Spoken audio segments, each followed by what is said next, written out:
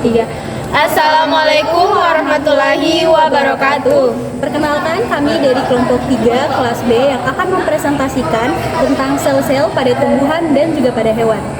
Sebelum itu, terlebih dahulu kami akan memperkenalkan diri, yang dimulai dari saya sendiri. Perkenalkan, nama saya Rizka Dwi Cahyani dengan NIM Q1A1244064. Lalu perkenalkan, nama saya Surya Setiawati dengan NIM Q1A1244067. Perkenalkan, saya Widat Naila Kadir dengan NIM Q1A1244072. Selanjutnya, mari saksikan video penjelasan dari kami. Selamat menonton. Perkenalkan, nama saya Sulestiawati sebagai pemateri 1 yang akan memaparkan materi.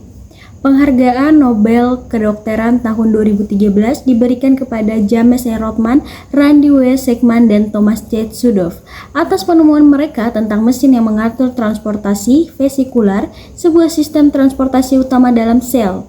Mereka bertiga secara terpisah memetakan mekanisme molekuler yang mengatur lalu lintas paket terikat membran vesikel di dalam sel.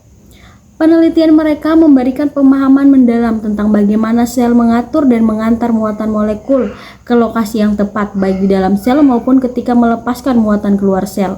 Penelitian mereka memberikan pemahaman mendalam tentang bagaimana sel mengatur dan mengantar muatan molekul ke lokasi yang tepat, baik ke dalam sel maupun ketika melepaskan muatan keluar sel. Penemuan ini memiliki dampak besar kepada pemahaman kita tentang komunikasi seluler dan berbagai proses fisiologis penting, seperti pelepasan hormon dan neurotransmitter. Secara khusus, penelitian Schekman pada tahun 1970-an berfokus pada identifikasi gen yang mengontrol transportasi vesikel pada ragi, sedangkan Rothman pada tahun 1980-an dan 1990-an meneliti bagaimana protein kompleks memungkinkan vesikel berlabuh dan menyatu dengan membran target pada sel mamalia. Sudoff kemudian berkontribusi dalam memahami bagaimana vesikel melepaskan muatannya melalui fusi membran yang merupakan bagian penting dari proses transportasi sel. Dengan kata lain, Nobel Kedokteran 2013 diberikan untuk pemahaman yang lebih baik tentang mekanisme transportasi di dalam sel yang sangat penting untuk berbagai proses biologis dan kesehatan sel. Sebelum memasuki pada struktur dan juga fungsi sel, terlebih dahulu kita harus mengetahui apa sih itu sel. Sel merupakan bagian terkecil dari tubuh makhluk hidup yang membentuk struktur dan fungsi tertentu, tempat terselenggaranya fungsi kehidupan. Manusia dewasa biasanya memiliki 75 triliun sel. Ukuran, bentuk, fungsi tentu saja sangat bervariasi, seperti ovum, eritrosit, dan sel otot polos. Sel ovum atau sel telur adalah sel reproduksi wanita yang dihasilkan oleh ovarium atau induk telur. Sel ini berperan penting dalam proses pembuahan dan perkembangan janin. Jika dibuahi oleh sperma, sel ovum akan berkembang menjadi zigot, kemudian menjadi embrio dan akhirnya menjadi janin. Eritrosit atau biasanya yang disebut sel darah merah adalah komponen darah yang sangat penting.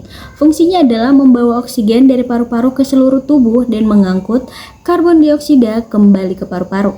Eritrosit mengandung hemoglobin, protein mengikat oksigen, dan inilah yang memberikan warna merah pada darah. Sel otot polos adalah jenis sel otot yang ditemukan di dinding organ dalam dan pembuluh darah. Mereka bekerja secara involuntar atau tidak sadar bertanggung jawab untuk berbagai fungsi tubuh, termasuk mengatur tekanan darah, pencernaan, dan juga reproduksi. Makhluk hidup terbagi menjadi dua berdasarkan jumlah sel. Yang pertama, bersel satu atau tunggal uniseluler, monoseluler, dan yang kedua, banyak sel atau multiseluler. Sel tunggal atau organisme uniseluler adalah makhluk hidup yang terdiri dari satu sel tunggal. Sel tunggal ini menjalankan semua fungsi kehidupan seperti metabolisme, pertumbuhan, dan juga reproduksi. Contohnya adalah bakteri dan juga beberapa jenis jamur, ganggang, dan protozoa. Banyak sel mengacu pada organisme multiseluler, yaitu makhluk hidup yang tersusun dari banyak sel. Contohnya, organisme multiseluler adalah manusia, hewan, dan juga tumbuhan. Berbeda dengan organisme uniseluler yang hanya terdiri dari satu sel, organisme multiseluler memiliki banyak sel yang bekerja sama untuk membentuk struktur dan juga fungsi tubuh.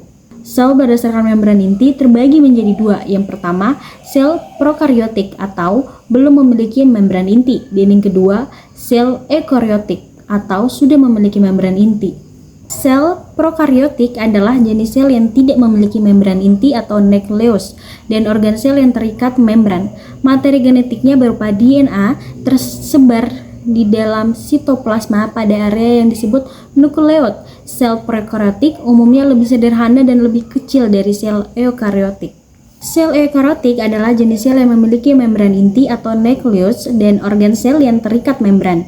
Organisme yang memiliki sel eukariotik meliputi tumbuhan, hewan, jamur, dan protista. Sel eukariotik lebih kompleks daripada sel prokariotik yang memiliki membran inti dan organel terikat membran. Perbedaan sel prokariotik dan eukariotik.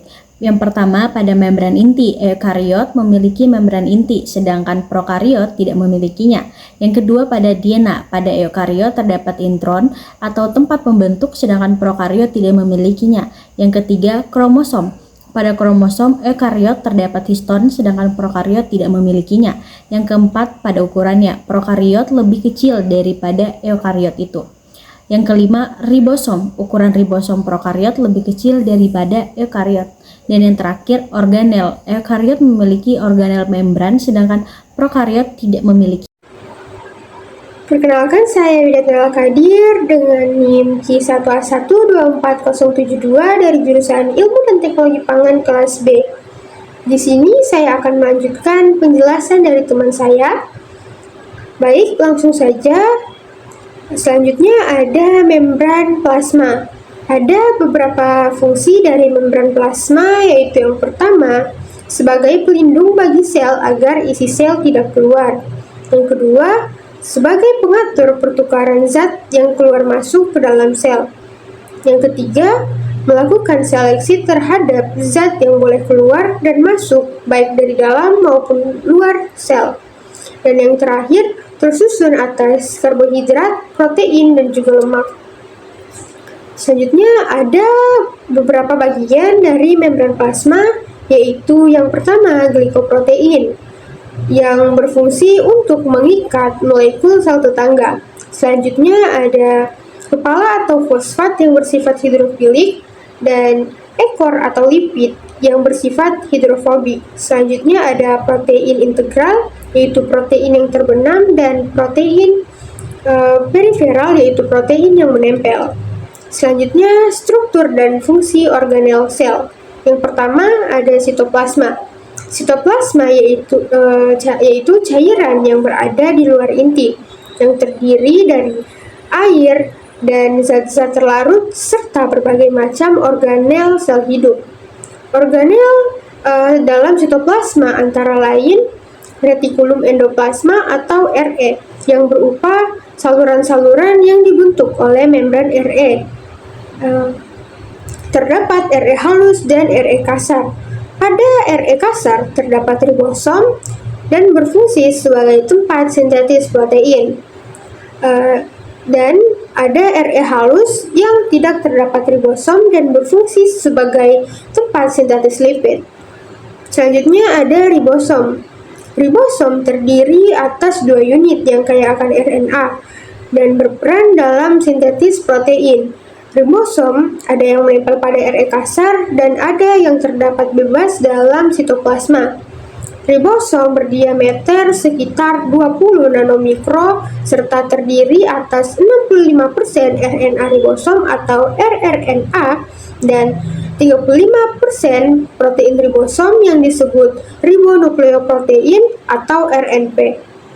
Fungsi organel ini menerjemahkan mRNA untuk membentuk rantai polipeptida, yaitu protein, menggunakan asam amino yang dibawa oleh RNA pada proses translasi. Selanjutnya ada mitokondria. Mitokondria memiliki membran rangkap, membran luar, dan membran dalam. Di antara kedua membran tersebut terdapat ruang antar membran.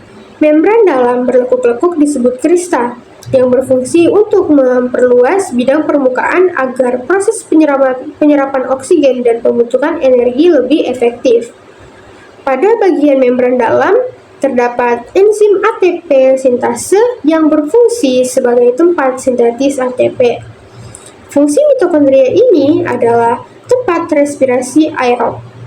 Selanjutnya ada lisosom. yang berupa butiran kecil atau bundar dan berisi enzim pencerna yang berfungsi dalam pencernaan intrasel.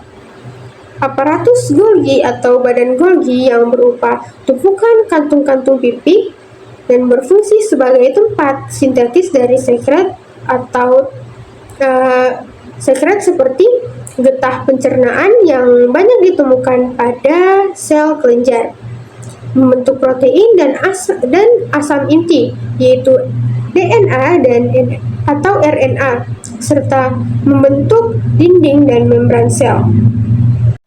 Baik, saya akan melanjutkan penjelasan dari teman saya. Selanjutnya yaitu ada mitokondria. Mitokondria itu memiliki membran rangkap, membran luar, dan membran dalam. Di antara kedua membran tersebut terdapat ruang antar membran. Membran dalam berlekuk-lekuk disebut krista yang berfungsi untuk memperluas bidang permukaan agar proses penyerapan oksigen dan pembentukan energi lebih efektif. Pada bagian membran dalam terdapat enzim ATP sintase yang berfungsi sebagai tempat sintesis ATP. Fungsi mitokondria adalah tempat berlangsungnya respirasi aerob. Yang selanjutnya yaitu ada lisosom. Lisosom berupa butiran kecil atau bundar yang berisi enzim pencerna yang berfungsi dalam pencernaan intrasel. Aparatus Golgi atau badan Golgi berupa tumpukan kantong-kantong pipi berfungsi sebagai tempat sintesis dari sekret seperti getah pencernaan. Banyak yang ditemukan pada sel kelenjar. Selain itu dapat membentuk protein dan asam inti DNA atau RNA, serta membentuk dinding dan membran sel. Selanjutnya yaitu ada vakuola. Vakuola itu berbentuk rongga bulat yang berisi senyawa kimia tertentu atau bisa produk metabolisme sel yang mengandung berbagai macam zat sesuai pada jenis selnya. Misalnya dapat berisi garam nitrat pada tanaman tembakau, tanin pada sel-sel kayu, minyak eteris pada kayu putih, dan mawar. Selain itu ada terpentin pada damar, kinin pada kina, nikotin pada tembakau, likopersin pada tomat, dan piperin pada lada. Selanjutnya itu ada nukleus, yaitu nukleus atau inti sel yang dibatasi oleh membran inti yang mengandung benang-benang kromatin dan nukleolus atau anak inti sel. Membran inti ini terdiri atas dua lapis, mempunyai pori. Benang kromatin akan memendek pada waktu proses pembelahan sel dan membentuk kromosom. Nukleus berfungsi mengatur segala aktivitas yang terjadi di dalam sel. Nah, nukleus atau inti sel ini dibatasi oleh membran inti yang mengandung membran-membran kromatin dan nukleolus atau anak inti sel. Nukleus juga berfungsi mengatur segala aktivitas atau interaksi yang terjadi di dalam sel. Selanjutnya ada plastida yang berbentuk bulat, cakram yang ditemukan pada tumbuhan dan terdiri dari 3 macam, yaitu yang pertama leukoplast atau amiloplas. Plastida tidak berwarna dan membentuk butir-butir seperti pati. Terus selanjutnya ada kromoplas.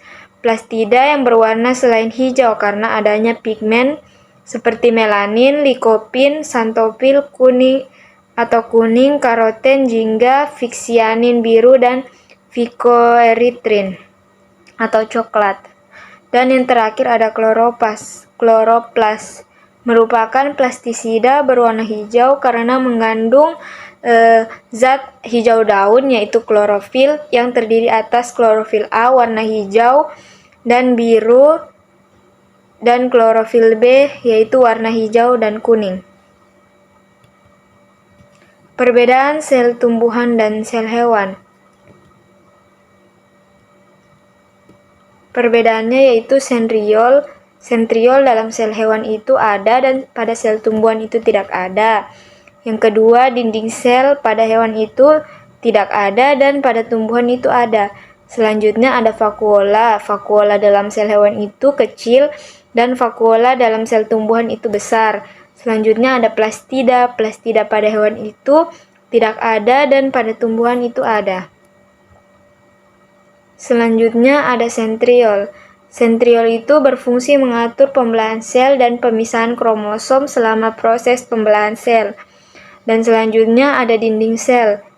Dinding sel itu merupakan bagian yang keras dan tersusun atas selulosa, pektin, glikoprotein, dan hemiselulosa. Yang ketiga ada vakuola, yaitu kantong yang berisi cairan pada tumbuhan yang berfungsi sebagai pengatur tekanan turgor.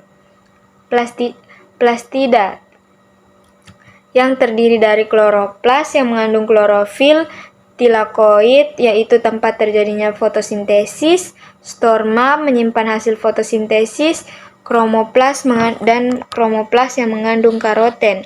Selain itu ada juga leukoplas yang menyimpan cadangan makanan. Sekian penjelasan dari saya, mohon maaf apabila ada salah kata. Saya akhiri dengan ucapan wabillahi taufiq wal hidayah. Wassalamualaikum warahmatullahi wabarakatuh.